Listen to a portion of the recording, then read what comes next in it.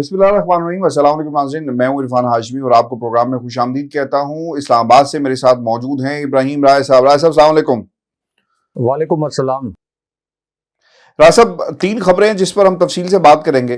पहली खबर general officer commanding के मुतल्लिक आई है और ये खबर क्या है, इसकी मुकम्मल कहानी आपकी ज़ुबानी हम दो टोक में शामिल करेंगे। और फिर आज़म खान के अगवा के मुतल्लिक क्या नया इंकशाफ हुआ, किन किरदारों की तरफ इशारा करवाया गया है, निशानदही हो गई है, ये किरदार कौन से हैं और क्या हासिल करना चाहते थे आज़म खान के अगवा के बाद।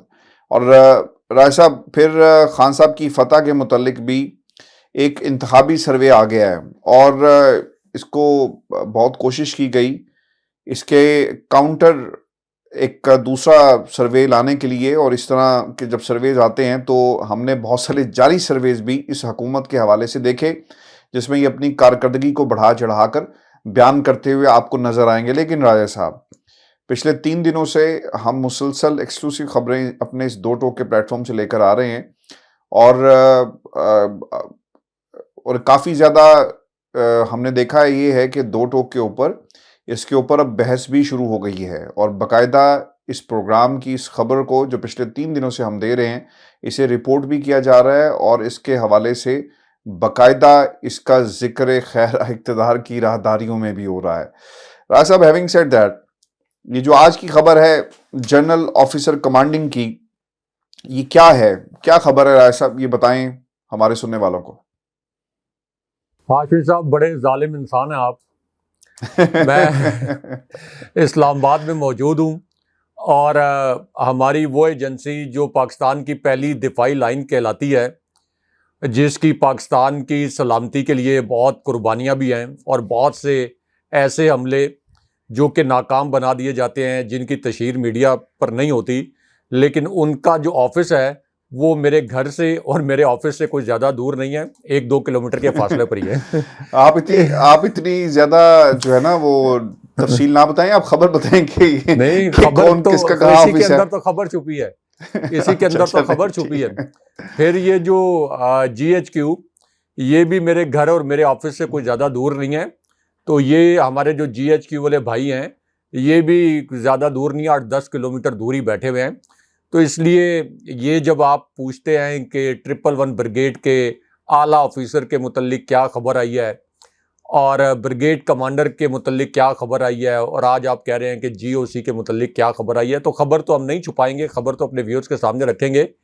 लेकिन इस तरह की खबरें चूँकि पेचीदा होती हैं, कॉम्प्लिकेटेड होती हैं, 3-4 सोर्सेज से आपको कन्फर्म करनी पड़ती हैं और 100% कन्फर्मेशन के बाद ही नहीं, इसमें एक और भी देते बात है राय साहब, इसमें एक और बड़ी बात है। ये हमारे जो लिसनर हैं, ये हमारी फैमिली है, हमारी कम्युनिटी है, इनको ये बताना बहुत ज़रूरी है कि जो हालात हैं पाकिस्तान में, आप तुक्के नहीं लगा सकते। ये जो 4 सोर्सेज की राय साहब आप बात कर रहे हैं, ये ज़रूरी है। और उसके बाद जब आप इदारों के मुतालिक खबर देते हैं और जिस मकाम की आप निशानदही कर रहे हैं, जिस जगह आप रहते हैं, आपके ऑफिस से ज़्यादा दूर नहीं है, तो मेरा ख्याल है कि ये एक जिम्मेदारी है जिसको बखूबी दो टोक का ये प्लेटफॉर्म जो है वो निभा रहा है, तो होना भी इसी तरह चाहिए।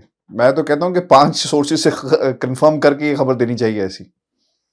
देखें, कोई भी खबर हो तो सहाफ़त का असूल यह है कि उसको 2 ज़राए से कम कंफर्म किया जाए, क्योंकि फ़रीक़ैन के मफादात का टकराव भी हो सकता है। ये भी हो सकता है कि कोई एक फ़रीक एक ख़बर इसी मफादात के टकराव की वजह से लॉन्च करवा दे। तो इसलिए हमेशा ये कहा जाता है कि कम से कम 2 ज़राए से एक ख़बर की तस्दीक की जाए। लेकिन पाकिस्तान जैसे मुल्क में अगर आपने GHQ के मुतल्लिक या जिस तरह से हमने 111 ब्रिगेड के आला ऑफिसर के मुतल्लिक या GOC के मुतल्लिक जो खबर है, तो इसको आपको एक्स्ट्रा कॉशन लेना पड़ता है और फिर 4-5 ज़राए से तस्दीक करके मुकम्मल तौर पर 100% तस्दीक शुदा खबर ही आप अपने नाज़रीन के सामने लाते हैं। अच्छा, ये जो GOC के मुतल्लिक खबर है हाशमी साहब, ये एक ऐसी सूरत-ए-हाल में आई है जब आपके एक आला जनरल यानी लाहौर के जो कोर कमांडर हैं, इनके खिलाफ इंक्वायरी का आगाज़ किया गया था। ये खबर भी आपको याद होगा कि इसी प्लेटफॉर्म पर हमने सबसे पहले ब्रेक की थी और मुझे अपने 2 व्यूअर्स के बड़े मासूमाना कमेंट्स भी याद हैं। उन्होंने ये कमेंट किया था कि ये खबर तो किसी टीवी चैनल पर नहीं आई, किसी अखबार में नहीं शाया हुई, تو یہ آپ لوگوں کو اس طرح کی خبریں کون دیتا ہے جو آپ یہاں پہ بریک کرتے ہیں اور یہ کہتے ہیں کہ یہ خبر مصدقہ ہے؟ بعد میں اس انکوائری کی تصدیق D G I S P R کے لیول پر ہوئی. D G I S P R نے تصدیق کی ہماری خبر کی کہ نہ صرف یہ انکوائری ہوئی بلکہ کورٹ مارشل ہوا, برطرفی ہوئی اور اس کے بعد مراد بھی ضبط کی گئیں. اسی طرح 111 بریگیڈ کے ایک جو اعلیٰ آفیسر ہیں ان کی برطرفی ہوئی, ان کی مراد بھی ضبط ہوئی. اور لاہور کے کور کمانڈر ہاؤس پر جو احتجاج ہوا, اب اس حوالے سے جی او سی کے متعلق بھی ایک اہم خبر آئی ہے, کیونکہ عمران خان صاحب کا جو موقف ہے وہ موقف یہ ہے کہ لاہور کے کور کمانڈر ہاؤس پر جس طریقے سے جلاؤ گھیراؤ کیا گیا, تو عمران خان صاحب نے آج بھی یہ کہا کہ ہم اس کے لیے ایک آزادانہ انکوائری میں جانے کے لیے اس لیے تیار ہیں کہ ہمارے پاس یہ شواہد موجود ہیں کہ جلاؤ گھیراؤ میں ہمارے جو ارکان تھے وہ براہ راست ملوث نہیں تھے, بلکہ وہاں کچھ لوگوں نے یہ مینیج کیا, ہمارے لوگوں کو اکسایا. اور ایسے لوگوں کی ایک فوٹیج بھی مبینہ طور پر جو آپ کا لاہور کا عسکری ٹاور ہے وہاں موجود کسی شخص کے پاس تھی. اور عمران خان صاحب نے کہا کہ ممکنہ طور پر انہیں یہ خدشہ ہے, خان صاحب کے الفاظ کے مطابق کوٹ ان کوٹ, کہ اس کو کوئی ویگو ڈالا نہ اٹھا کے لے گیا ہو. تو ان کا یہ کہنا ہے کہ ایسی فوٹیجز موجود ہیں جن میں یہ دیکھا جا سکتا ہے کہ کچھ غیر متعلقہ لوگ جو ہیں وہ مظاہرین کو اکسا رہے تھے. اور عمران خان صاحب نے کہا کہ جنہوں نے توڑ پھوڑ کی ہے, جنہوں نے جلاؤ گھیراؤ کیا ہے, ان کے خلاف کارروائی کی جائے. اور خان صاحب نے ایک اور بڑا امپورٹنٹ پوائنٹ اٹھایا کہ ہمارے لوگوں نے جب میری گرفتاری ہوئی تو ان کے پاس کوئی تیل کے کنستر یا کوئی انہوں نے پہلے سے پلاننگ تو نہیں کی ہوئی تھی, اور اگر کوئی انہوں نے بغاوت کی پلاننگ کی ہوتی تو ان کے ہاتھوں میں ہتھیار ہوتے. تو پھر یہ کیسے ممکن ہو گیا کہ میاں والی کا جو جہاز چوک ہے, پھر لاہور کا جو کور کمانڈر ہاؤس ہے, پھر باقی جہاں احتجاج ہوا وہاں پر جلاؤ گھیراؤ کیا گیا, اور خاص طور پر پشاور کا جو آپ کا ریڈیو پاکستان کی بلڈنگ ہے وہاں پر آگ کوئی یعنی ماچس کی تیلی لگانے سے تو آگ نہیں لگ سکتی, کوئی کاغذ کو آگ لگا کر کسی بلڈنگ کی تہہ میں رکھ دیا جائے یا گھاس پھوس کو آگ لگا کر کسی بلڈنگ کے تہہ میں رکھ دیا جائے تو پوری بلڈنگ کو تو آگ نہیں لگ سکتی. اس کے لیے تو آپ کو تیل کے یعنی پیٹرول کے یا آئل کے کنستر چاہیے, آپ کو آتش گیر مادہ چاہیے. تو وہ کوئی شدت پسند تنظیم تو نہیں ہے تحریک انصاف کے اس کے پاس تیل کے کنستر ہوں, کوئی آتش گیر مادہ ہو کہ انہوں نے ریڈیو پاکستان پشاور کی عمارت کو آگ لگا دی. لیکن عمران خان صاحب اس کے باوجود یہ کہہ رہے ہیں کہ اگر ہم پر یہ الزام لگایا گیا ہے کہ ہم اس جلاؤ گھیراؤ میں ملوث تھے تو ایک آزادانہ انکوائری کون کر سکتا ہے؟ سپریم کورٹ کے جج صاحبان کر سکتے ہیں, اس کو عوامی سطح پر قبولیت حاصل ہوگی. لیکن اگر آزادانہ انکوائری نہیں کی جائے گی اور شہباز شریف یہ اناؤنس کریں گے کہ تحریک انصاف نے فوجی انسٹالیشنز پر جان بوجھ کر بغاوت کروانے کے لیے کوئی حملہ کر دیا, یا خواجہ آصف جن کی ایک ویڈیو وائرل ہے, آج میں دیکھ رہا تھا کہ دوبارہ وہ ٹرینڈ کر رہی تھی ہاشمی صاحب, جس میں وہ پاک فوج کے خلاف انتہائی نامناسب الفاظ پارلیمنٹ کے فلور پر کھڑے ہو کے کہہ رہے تھے کہ پاک فوج 48 کی جنگ ہاری, 65 کی جنگ ہاری, 71 کی جنگ ہاری, کارگل کی جنگ ہاری, اور آج بھی یہ ڈھٹائی کے ساتھ بجٹ مانگتے ہیں. اور پورے پاکستان نے خواجہ آصف کی مذمت کی تھی. رائے صاحب ان کو کیوں نہیں کوئی ویگو ڈالا اٹھا کے لے کے جاتا؟ یہ بڑی حیرانی کی بات ہے کہ تحریک انصاف نے نہیں, پوری قوم نے مذمت کی تھی کہ آپ پاک فوج کے متعلق یہ کس طرح کی بات کر رہے ہیں. 65 کی وار کی انٹرنیشنل لیول پر ایکنالجمنٹ ہے کہ پاک فوج نے اپنے سے 7 گنا بڑے دشمن کو شکست فاش دی. اور اس کے بعد جو کرگل میں پاکستانی افواج پاکستان نے جس قسم کی بہادری کی داستانیں رقم کی, ایون 1971 میں جو بھارتی افواج کے کمانڈرز ہیں انہوں نے خطوط لکھ کر پاکستانی افواج کے جو کمانڈرز ہیں اور جو آپ کے بیٹل فیلڈ میں لڑنے والے تھے ان کے لیے تعریفی خطوط لکھے. لیکن خواجہ آصف جن کو اب بدقسمتی سے وزیر دفاع بنایا گیا رجیم چینج آپریشن کے بعد, انہوں نے پاک فوج کے خلاف اتنا زہریلا بیان دیا. اور بالکل ٹھیک آپ نے پوائنٹ آؤٹ کیا کہ ان کے لیے ویگو ڈالے کب آئیں گے یا کیوں نہیں آتے. ویسے تو کسی کے لیے نہیں آنے چاہیے, کسی بھی مہذب ملک میں ویگو ڈالے نہیں آنے چاہیے, لیکن اگر ویگو ڈالے کو پاکستان کا کوئی دستور بنا دیا گیا ہے تو ویگو ڈالا خواجہ آصف کے لیے تو اس وقت بھی نہیں آیا تھا, شاید اب بھی نہ آئے. تو یہ اس پوری سچویشن میں جب عمران خان صاحب نے یہ سٹینس اپنایا ہے تو اب ان کے اسی سٹینس کی جی او سی کے حوالے سے جو ہم خبر شیئر کرنے والے ہیں, اس سے بھی عمران خان صاحب کے سٹینس کو تقویت ملتی ہے کہ سیکیورٹی کہاں پر تھی جب لاہور کے کور کمانڈر ہاؤس پر احتجاج ہو رہا تھا، پنجاب پولیس کہاں پر تھی، Q R F quick response force کی جو لیئر تھی وہ کہاں پر تھی، اور کیوں مظاہرین کو اتنی آسانی سے کور کمانڈر ہاؤس پر اور پنڈی میں جی ایچ کیو میں داخل ہونے دیا گیا۔ تو ایک طرف تو ہاشمی صاحب میجر جنرل کے لیول کے جو آپ کے آفیسر ہیں ان کے خلاف بھی کارروائی کی گئی، لیفٹیننٹ جنرل جو آپ کے لاہور کے کور کمانڈر تھے 3 اسٹار جنرل ان کو برطرف کیا گیا، 111 بریگیڈ کے کمانڈر کو جو ایک آفیسر تھے ان کو برطرف کیا گیا۔ اور اب یہ ہمارے پاس ایک ایکسکلوسیو خبر ہو رہا ہے کہ جو جی او سی ہیں ان سے بھی تفتیش کی گئی ہے، اور بڑی تھارولی ان سے تفتیش کی گئی، ان سے پوچھا گیا کہ یہ کس طریقے سے کراؤڈ پہنچا لاہور کے کور کمانڈر ہاؤس میں، اس وقت جو لاہور کے کور کمانڈر ہاؤس پر سیکیورٹی تھی وہ کہاں پر تھی، اور یہ سیکیورٹی بر وقت فعال کیوں نہیں ہو سکی۔ تو اس قسم کی انکوائری جو ہے وہ جی او سی سے بھی ہوئی ہے، اور اس کے بعد ہماری جو اطلاعات ہیں کہ ایک طرح سے آپ کہہ لیں کہ انڈائریکٹلی ان کی سرزنش بھی ہوئی ہے، یعنی ان کی کوئی برطرفی وغیرہ نہیں ہوئی، ان کی کوئی مراد ضبط نہیں ہوئی، لیکن تحقیقات کے نتیجے میں ان کی سرزنش ہوئی ہے کہ یہ ایک غفلت کا کیس تھا۔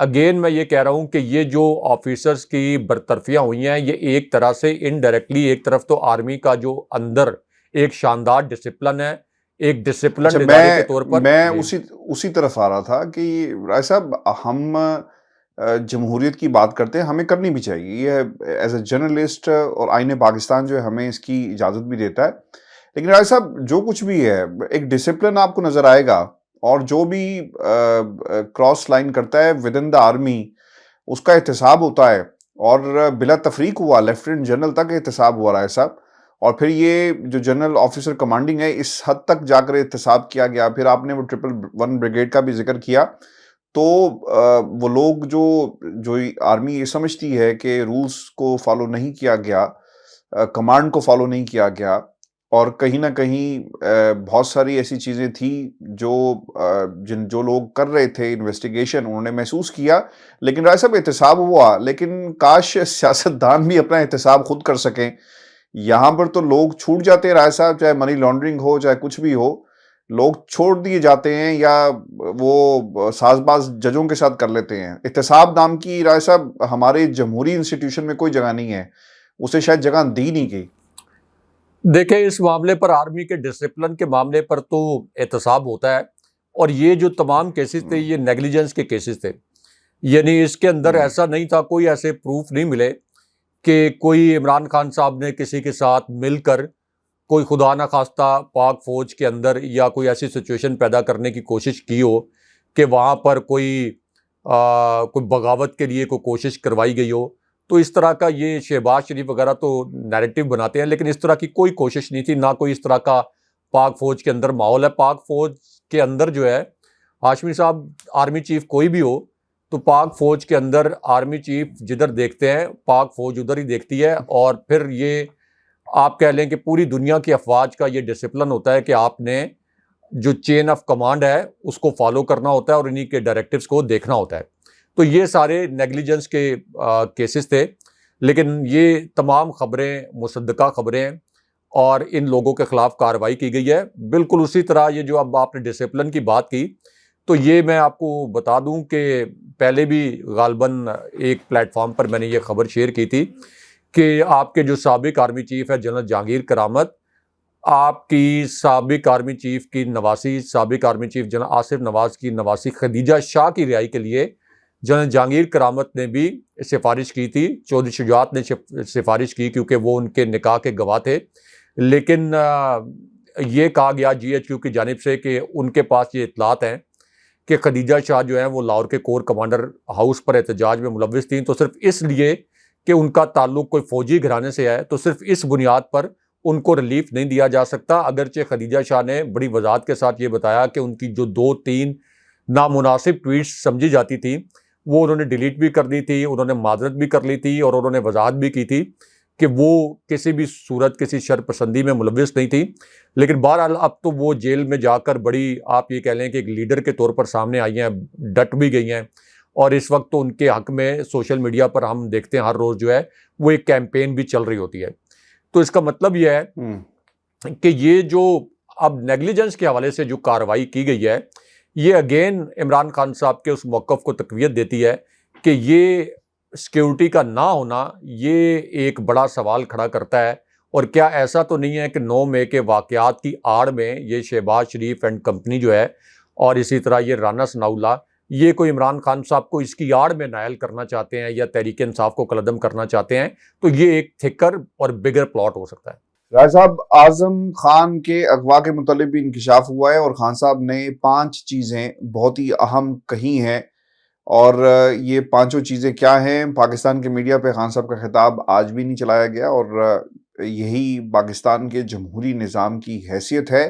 وہ سیاستدان جو جمہوریت کا دم بھرتے ہیں کہ جمہوریت ہونی چاہیے ملک کے اندر، جب ان کی اپنی باری آتی ہے نا راج صاحب، تو تقریروں پر پابندی لگا دی جاتی ہے.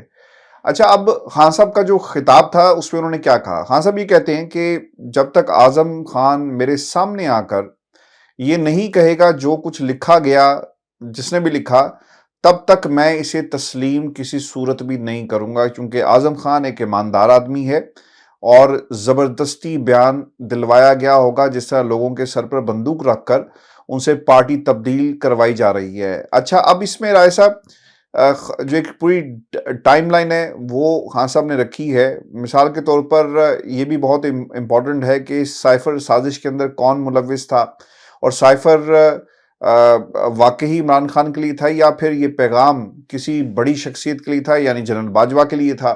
اور پھر 6 مارچ 2022 کو میٹنگ ہوتی ہے اور آفیشل اسد مجید اور ڈون لو کے درمیان یہ معاملہ جو ہے وہ شروع ہوتا ہے، اور اس کے بعد سائفر آتا ہے. پاکستان میں یہ وہ ٹائم لائن ہے رائے صاحب جو خان صاحب نے بتائی ہے اپنے خطاب کے اندر. پاکستان میں اس میں لکھا ہوتا ہے کہ عمران خان کو عدم اعتماد کی تحریک سے ہٹانا ہے. دوسرا یہ آتا ہے کہ روس عمران خان کیسے گئے. اسد مجید ہمیں کہتا ہے کہ آپ کو اس کو ڈی مارچ کر دینا چاہیے. ایک سفیر کو کہا کہ مجھے ہٹاؤ، تو یہ میرے لیے نہیں تھا بلکہ سائفر تو جنرل باجوہ کے لیے تھا، کیونکہ اس وقت وہ سب کو قابو کر رہے تھے. سپر کنگ تو وہ تھے، مجھے سارا علم تھا. آئی بی والے بتاتے تھے کہ شہباز شریف خفیہ میٹنگ کر رہا ہے. اس کے علاوہ جنرل باجوہ کے سسرال کے گھر میٹنگز ہونے کا بھی مجھے علم تھا، اور یہ وہ وقت تھا جب پاکستان میں ریکارڈ ترقی ہوئی. امریکہ کہہ رہا تھا کہ اگر امریکہ پاکستان کی طرح کرونا میں جو کچھ کیا اگر کرتا تو 10 کھرب ڈالر کا فائدہ ہوتا. پھر وہ یہ کہتے ہیں کہ سائفر آنے کے بعد کام شروع ہو گیا. اس کے ایک دن بعد ہمارے خلاف عدم اعتماد کی تحریک آتی ہے اور ہمارے اتحادی ہلنا جلنا شروع کر دیتے ہیں، اور پھر ایجنسیز نے یہ کام شروع کر دیا. ہمارے لوگوں کو میسیج آنا شروع ہو گئے. میں نے جنرل باجوہ کو کہا کہ آپ کا لاہور والا بندہ ہمارے بندوں کو یہ کہہ رہا ہے کہ اگلی حکومت شہباز کی ہے. تو جنرل باجوہ نے کہا میں ابھی اس کو دیکھتا ہوں، لیکن یہ سارا منصوبہ پہلے سے تیار تھا اور میں یہ سب کچھ ثابت کر سکتا ہوں. یہ بھی خان صاحب کی طرف سے بات جو ہے وہ کہی گئی، اور جب پتہ چلا کہ اس سازش میں سبھی شریک تھے تو پھر عوام کے سامنے وہ لایا گیا. وہ کہتے ہیں کہ چیف جسٹس کو بھی کہا کہ انہیں سائفر بھیجا، اس پر ایکشن لیں، لیکن ایسا نہیں ہوتا. رائے صاحب، پھر 30 مارچ کو نیشنل سیکیورٹی کونسل قومی سلامتی کمیٹی کا اجلاس بلایا جاتا ہے. وہاں پر سب نے مانا کہ ہاں واقعی مداخلت ہوئی. اور رائے صاحب میں آسانی کے لیے سننے والوں کی وہ یاد کروا دوں. آپ کو یاد ہوگا رائے صاحب کہ D G I S P R کی بھی پریس کانفرنس ہوئی تھی اور اس میں انہوں نے کہا تھا کہ ہم مداخلت ہوئی ہے، سازش کا لفظ آپ استعمال نہیں کر سکتے. پھر پارلیمنٹ میں گئے، وہاں بھی ان کیمرہ میٹنگ جو ہے وہ کرائی گئی. نیشنل سیکیورٹی کی میٹنگ میں سب نے ڈی مارچ کرنے کا یہ کہا، لیکن اگر انکوائری ہوئی تو جنرل باجوہ کا ہی نام آئے گا. میرے اپنے لوگ کہہ رہے تھے کہ سائفر نہ اٹھائیں، امریکہ ناراض ہو جائے گا. میں کسی کو غلامی کے لیے، یعنی پاکستان کی عوام کو غلامی کے لیے تیار نہیں کر سکتا. امریکہ اپنے مفاد کے لیے کام کرتا ہے، ہمیں بھی اپنے مفاد کے لیے کھڑا ہونا چاہیے. دہشت گردی کے معاملے پر بھی یہی کہا کہ امریکہ کی دہشت گردی کی جنگ نقصان ہوا، لیکن طالبان پاکستان، مجھے کہا گیا، جنرل مشرف نے کہا کہ یہ بغیر داڑھی کے دہشت گرد ہیں. پھر روس کے معاملے پر سارے سفیروں کے ساتھ میٹنگ کی، سارے سٹیک ہولڈرز کو اعتماد میں لیا، تفصیل کے ساتھ ایک نہیں بلکہ کئی میٹنگز کی گئی. ہمیں جو کرنا چاہیے تھا وہ ہم نے کیا. اور اس کے بعد جنرل باجوہ سے شام کو پوچھا کہ جانا چاہیے یا نہیں، تو انہوں نے کہا کہ آپ جائیں. پھر واپس آئے تو جنرل باجوہ نے کہا کہ روس کی مذمت کریں کیونکہ یوکرین پر جو ہے وہ حملہ کر دیا، لیکن میں کیوں مذمت کرتا، بھارت نے مذمت نہیں کی. تو پھر جنرل باجوہ نے خود اس کی ایک کانفرنس میں مذمت کر دی. روس کے ساتھ ہم نے گندم اور تیل کی ڈیل کر لی تھی. حسین حقانی کو $30,000 دے کر جنرل باجوہ نے ہائر کیا. آرمی چیف میرے خلاف لابنگ کر رہا تھا. ایک بار پھر سائفر آزاد انکوائری کی میں بات کرتا ہوں. سائفر کی آزاد انکوائری کی جائے. سائفر میں جنرل باجوہ کا کردار جو ہے وہ سامنے آئے گا. سائفر میں زرداری شہباز شریف کا نام سامنے آئے گا کیونکہ یہ امریکیوں سے ملاقات کر رہے تھے. انکوائری ہونی چاہیے کہ کیسے ایک حکومت گرائی گئی. اس سائفر کے ذریعے کس پلیئر نے کیا کردار ادا کیا وہ قوم کے سامنے ضرور آ جائے گا. اور پھر انہوں نے رائے صاحب سائفر میں کے حوالے سے یہ بھی اب کہا جا رہا ہے نا کہ شاید خان صاحب کو عمر قید کی سزا بھی ہو سکتی ہے کیونکہ آفیشیل سیکرٹ ایکٹ کی جو ہے وہ خلاف ورزی کی گئی ہے. اور القادری ٹرسٹ میں بھی یہی معاملہ ہے. 9 مئی کے واقعات میں بھی انہیں کوئی گواہ جو ہیں اس طرح سے نہیں مل رہے. اسٹیٹمنٹس کی بنیاد پر خان صاحب کو شامل تفتیش کیا گیا. راج صاحب میں نے نا کل یہاں پر پاکستان پیپلز پارٹی کے ایک صاحب آئے ہوئے ہیں, نام لینا ان کا مناسب میں سمجھوں گا کیونکہ میں نے ان سے اجازت نہیں لی یہ بات بتانے کی, لیکن بغیر نام بتائے میں یہ صرف ضرور ایک تاثر آپ کو, آپ کے اور سننے والوں کے سامنے رکھ دوں.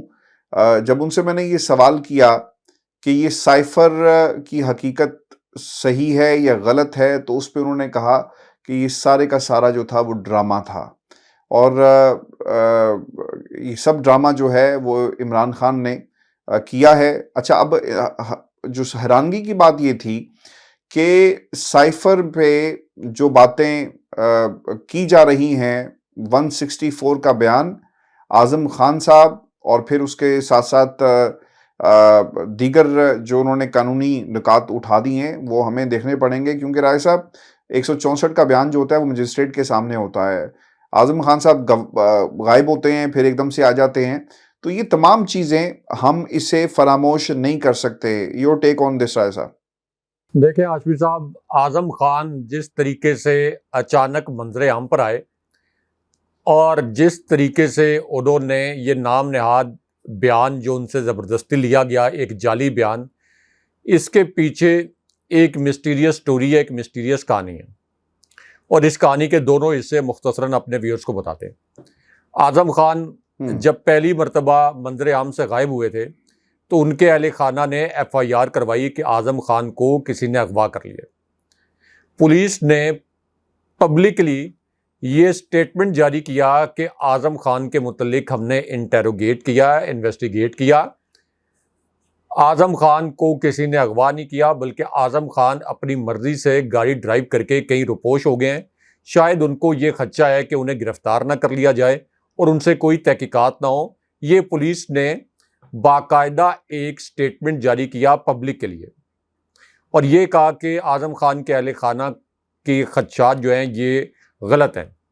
اب اس کے بعد جس طریقے سے اعظم خان کا یہ بیان حلفی سامنے لایا گیا, نام نہاد جعلی بیان, اس سے تو پھر ثابت ہو گیا کہ وہ پولیس یا قانون نافذ کرنے والوں کی حراست میں تھے اور اس وقت پولیس جو ہے آپ کی وہ ایک ڈرامہ کر رہی تھی. اعظم خان کو اسی مقصد کے لیے اغوا کیا گیا تھا کہ جبر کے تحت تشدد کے ذریعے ہراساں کر کے ان سے اپنی مرضی کا بیان لیا جائے. لیکن اس کے پیچھے جو مسٹیریس سٹوری میں بیان کر رہا ہوں وہ یہ ہے کہ FIA نے ایک کال اپ نوٹس جاری کیا تھا عمران خان صاحب کو اسی سائفر کی انکوائری کے سلسلے میں اور یہ کہا تھا کہ آپ پیش ہوں اور آپ سے تحقیقات کرنی ہے. یہ کچھ ماہ پہلے کی بات ہے. لاہور ہائی کورٹ نے اس کے اوپر حکم امتناع جاری کیا تھا, یعنی اسٹے آرڈر جاری کیا تھا. لیکن جس دن لاہور ہائی کورٹ نے یعنی اعظم خان کا جس دن بیان سامنے آیا, یہ نام نہاد اعترافی بیان, اس سے ایک دن پہلے اچانک لاہور ہائی کورٹ نے وہ حکم امتناع ختم کر دیا. یعنی عمران خان صاحب کو بلانے پر FIA کو جو حکم امتناع کا سامنا تھا اور FIA کو روکا گیا تھا کہ اس معاملے پر چونکہ اس میں جان نہیں ہے تو عمران خان کو بلا کر آپ تحقیقات نہیں کر سکتے. اعظم خان کا بیان آنے سے ایک دن پہلے وہ حکم امتناع ختم ہوا. اس کا مطلب ہے کہ جو منصوبہ ساز تھے ان کو یہ پتا تھا کہ ہم نے اگلے دن اعظم خان کو اور ان کے اس بیان کو لانچ کرنا ہے, اس لیے ایک دن پہلے حکم امتناع ختم کروایا گیا اور پھر اعظم خان کا ہنگامی طور پر یہ بیان پورے میڈیا کو بانٹا گیا پورے میڈیا کو. لیکن یہ جو ان کے آپ کہہ لیں ماسٹر مائنڈز ہیں اور یہ جو شہباز شریف اور ان کے ہم نوا ہیں, یہ ان کو چاہیے کہ ان کو کان پکڑوا دیں. یعنی اتنی کیا جلدی تھی, کم سے کم لاہور ہائی کورٹ کا یہ جو پراسرار فیصلہ تھا اس کے 2-4 دن بعد یہ اعظم خان کا اعترافی بیان لے آتے.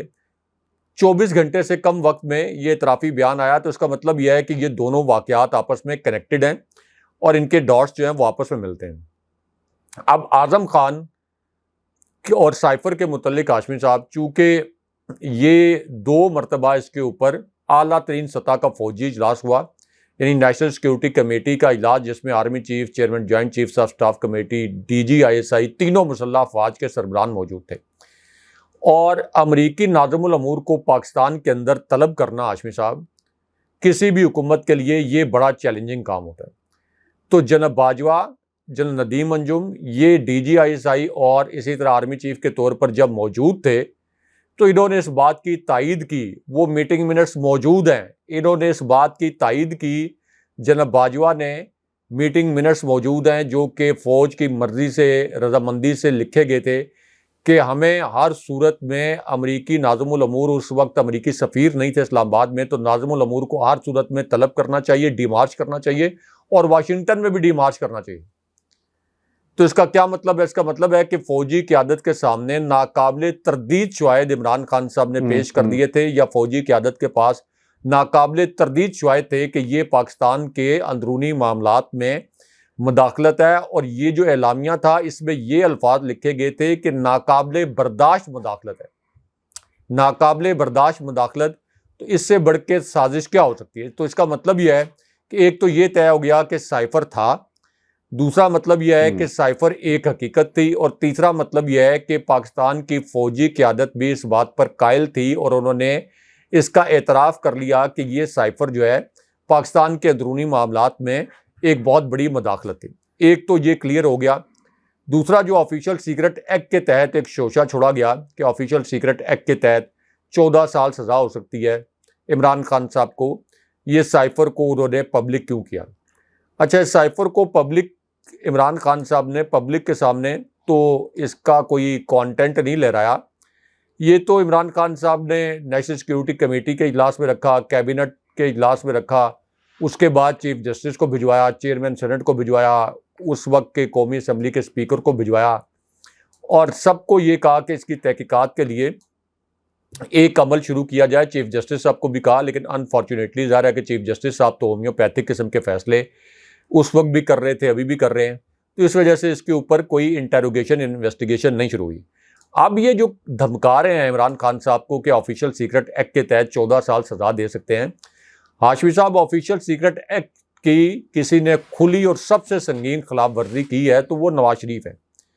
نواز شریف 3 مرتبہ پرائم منسٹر رہے، اور تیسری مرتبہ پرائم منسٹر بننے کے بعد اسٹیبلشمنٹ کی مدد سے جب پہلی مرتبہ وہ عوام کی طاقت سے اور سپریم کورٹ کے فیصلے کی وجہ سے باہر ہوئے اپنی کرپشن کی وجہ سے، تو انہوں نے یہ جلسوں میں، تقریروں میں یہ الفاظ بولنے شروع کر دیے کہ میں کارگل کے راز کھول دوں گا، میں پرائم منسٹر تھا، میں وزیر اعظم تھا، میرے سینے میں کارگل کے بڑے راز دفن ہیں. یعنی ایک طرف ہمارے 2 شہداء ایسے ہیں ہاشمی صاحب جن کو نشان حیدر دیا ہم نے کارگل کی جنگ میں. نشان حیدر، ایک طرف تو ہم نے نشان حیدر دیے ہیں، اور دوسری جانب نواز شریف یہ امپلائی کر رہے تھے، نواز شریف یہ تاثر دے رہے تھے کہ کوئی کارگل کی جنگ، کوئی پاک فوج کی خدا نخواستہ کوئی سازش تھی تو میں سارے ریاست کے راز کھول دوں گا. تو اگر کوئی یہ آفیشل سیکرٹ ایکٹ لگتا ہے وہ تو نواز شریف پر لگ سکتا ہے، اور پھر جس طریقے کی سرگرمیاں نواز شریف نے لندن میں کی ہوئی تھیں تو یہ آفیشل سیکرٹ ایکٹ تو ان کے اوپر لگ سکتا ہے. اور پھر یہ کہ ہاشمی صاحب کہ جتنا عرصہ اسحاق ڈار لندن رہے ہیں اور نواز شریف لندن رہے ہیں، تو اس پوری صورتحال میں کوئی بھی حکمران جب اتنا عرصہ غیر ضروری طور پر باہر رہے تو وہ اس کو آپ کے ملک کی سیکیورٹی کے لیے انفٹ سمجھا جاتا ہے، کیونکہ یہ سمجھا جاتا ہے کہ اس کے روٹس بن گئے ہوں گے جس ملک میں وہ رہ رہا ہے، اس کی اسٹیبلشمنٹ کے ساتھ، اس کے حکمرانوں کے ساتھ، انٹرنیشنل اسٹیبلشمنٹ کے ساتھ. تو اس وجہ سے عموماً اس کو ملک کی سیکیورٹی کے لیے انفٹ سمجھا جاتا ہے، اور پاکستان جیسے ملکوں میں ان کو سیکیورٹی کلیئرنس نہیں ملتی وزیر اعظم بننے کے لیے. تو اس لیے یہ جو آفیشل سیکرٹ ایکٹ کی بات کر رہے ہیں، یا یہ بات کر رہے ہیں کہ عمران خان صاحب کو قومی سلامتی کے لیے ممکنہ طور پر کوئی خطرہ ہو سکتے ہیں، یہ تو ظاہر ہے کہ اس وقت عمران خان صاحب کے گرد انہوں نے گھیرا تنگ کرنا ہے، کیونکہ خان صاحب کا نیریٹو ہر روز مضبوط سے مضبوط تر ہو رہا ہے. تو اس وجہ سے یہ شوشے چھوڑے جا رہے ہیں. اصل میں تو اگر ایسی پاکستان کے اندر کوئی آزاد عدالت ہوتی کوئی آزاد جج ہوتے پھر چیف جسٹس صاحب یہ بھی پوچھتے ہیں کہ 138ویں نمبر پر ہماری جوڈیشری کیوں ہے.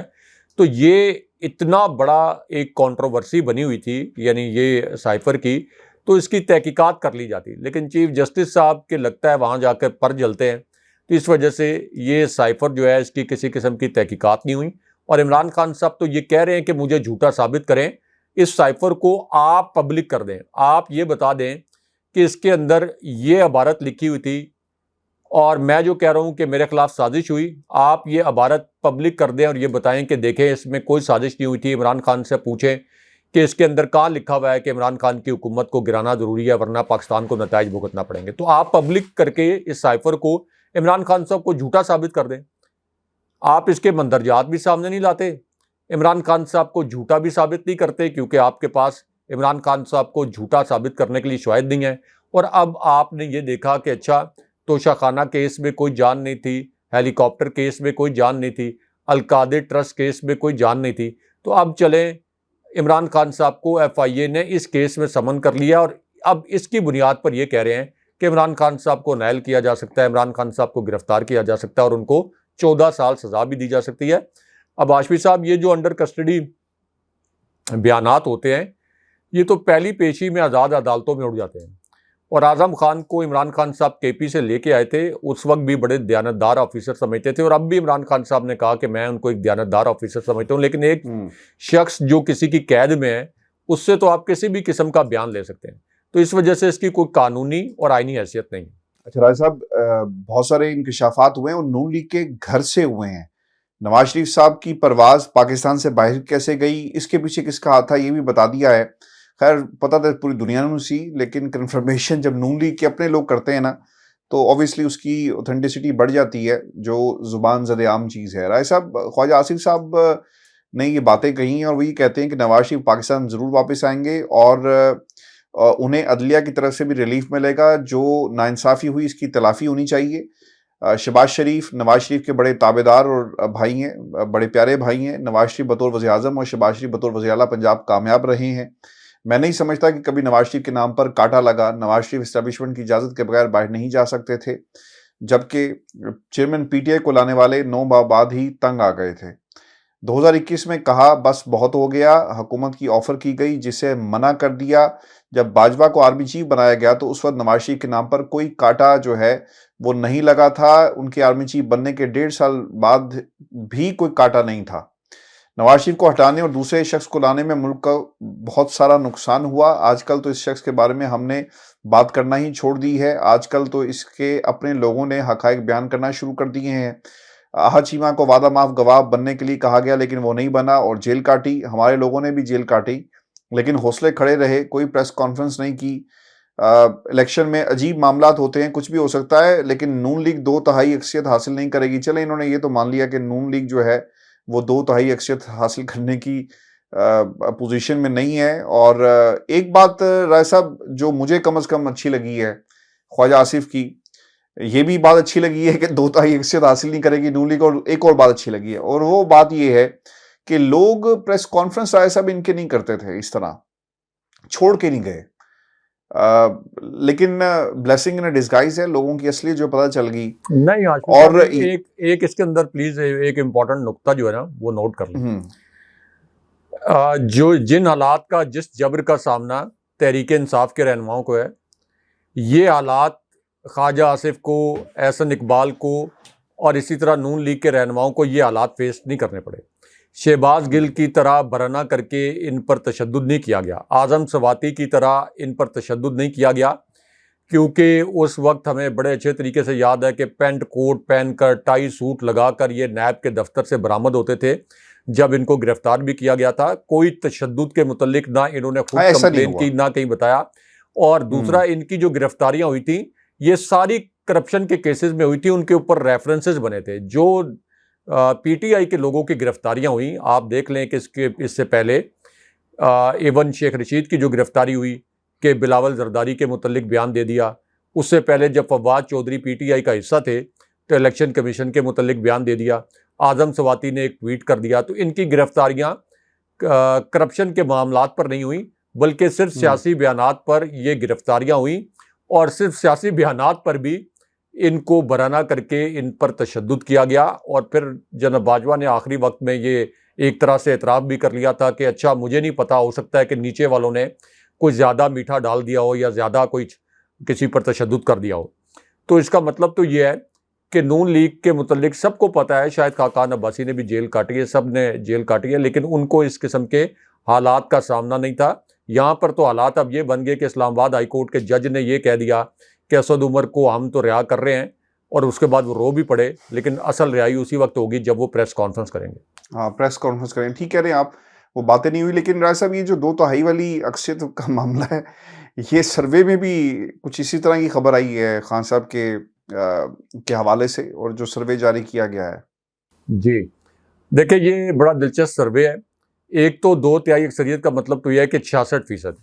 ایک ہے آپ کی جو سمپل میجورٹی ہے، کہ یہ 13 جماعتیں مل کر سمپل میجورٹی لے لیں، یعنی 51% نشستیں حاصل کر لیں، 51% نشستیں قومی اسمبلی کی حاصل کر لیں اور مل کے حکومت بنا لیں۔ تو 2/3 اکثریت تو ایک طرف، یہ 13 جماعتیں مل کر سمپل میجورٹی، بلکہ سمپل میجورٹی بھی ایک طرف، اگر فری اینڈ فیئر الیکشن ہوا تو یہ 20، 22، 23% سے زائد نشستیں نہیں حاصل کر سکتے۔ اب جو ایک اور انتخابی سروے آیا ہے، اس کے نتائج میں یہ بتایا گیا ہے کہ اگرچہ عمران خان صاحب کی پارٹی کے 270 سے زائد ارکان اور لیڈر ان کو توڑا جا چکا ہے، لیکن اب بھی اس وقت بھی 270، 73 ارکان اور رہنماؤں کے جانے کے بعد بھی اب بھی اگر الیکشن فری اینڈ فیئر ہو تو عمران خان صاحب 70% سے زائد، ایگزیکٹ جو فگر استعمال کیا گیا کہ 71.4% اس نئے سروے میں، ورنہ کچھ سروے جیسے بھی ہیں جن میں 74% تک عمران خان صاحب کا ووٹ بینک بتایا گیا، تو اس میں بھی 70% سے زائد ووٹ کی، 71% سے زائد ووٹ کی پریڈکشن عمران خان صاحب کے لیے کی گئی ہے اگر فری اینڈ فیئر الیکشن ہو۔ تو یہ جو خواجہ آصف کہہ رہے ہیں کہ 2/3 اکثریت، یہ تو ایک مذاق ہے، یہ تو سمپل میجورٹی بھی 13 جماعتیں مل کر نہیں لے سکتے۔ بہت شکریہ آصف، یہ شو تھا آج کا ہمارا دو ٹوک۔ اپنے کمنٹس بھیجیے گا، چینل کو سبسکرائب کرنا مت بھولے۔ اجازت دیجیے، اللہ نگہبان۔ اللہ نگہبان۔